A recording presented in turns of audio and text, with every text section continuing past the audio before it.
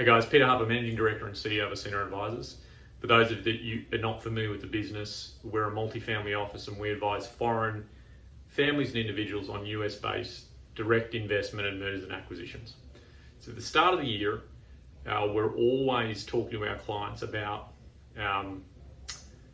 prospective investments, prospective deals, and we're looking at their structures to ensure that there are no impediments or negative parts of their structure that could create an adverse outcome from a tax perspective. Right? We have a part of our practice is substantially oriented to an Australian client base. Within Australia, there is a very heavy focus around utilising forms of discretionary trusts as investment vehicles. These forms of trust are also quite similar to the forms of trust that you would see in most offshore locations. Cayman Islands, BVI, Cook Islands, Nevis. They have very similar structures: trustee, appointed protector, discretionary beneficiaries, and a fair bit of flexibility for the trustee to determine how income gains and investments are made. These factors are very important because the US has a set of anti-avoidance rules that can look through foreign and domestic trusts, ignore the ability for discretion when it comes to distribution, and automatically attribute income and gains to a particular beneficiary in the US.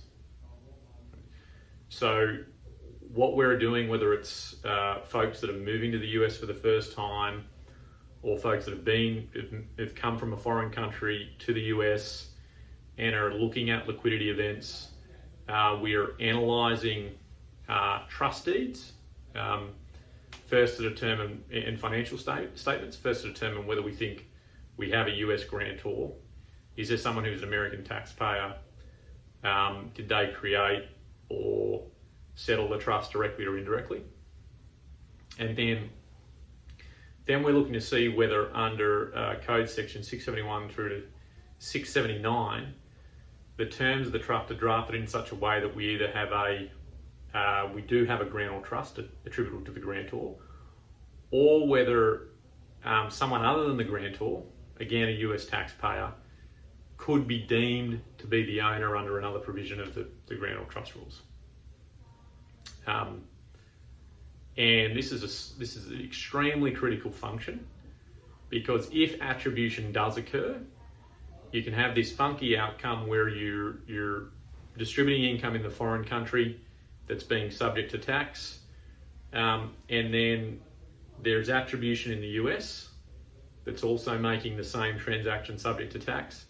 And because the initial distribution and the attribution were going to different people, you're not getting a matching of foreign tax credits, and it's resulting in double tax.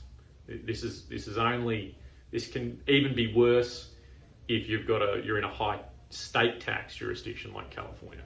So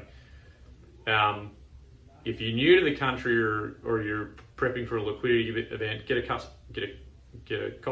your trust deed. Understand if you have a grantor. Understand if you have a grantor trust, or if or someone other than the grantor that's a US person is an owner. And then make sure you're properly modelling your situation to understand whether there's any adjustments to